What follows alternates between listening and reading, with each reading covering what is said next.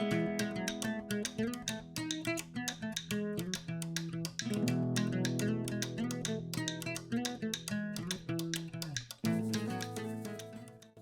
willkommen zu einem neuen Video.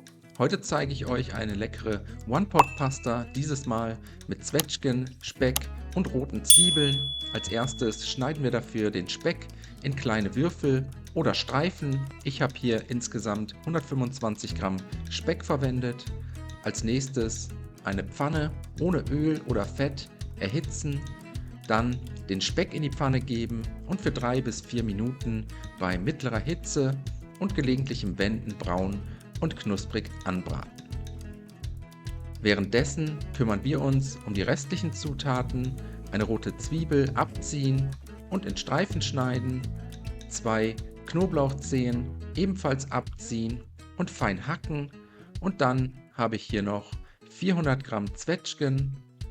Als erstes den Stein im Inneren entfernen und die Früchte anschließend je nach Größe halbieren oder vierteln. Wenn das erledigt ist, die Zwetschgen, Zwiebeln und den Knoblauch mit in die Pfanne geben, für 1 bis 2 Minuten kurz mit anschwitzen, und danach kommen auch schon die restlichen Zutaten in die Pfanne.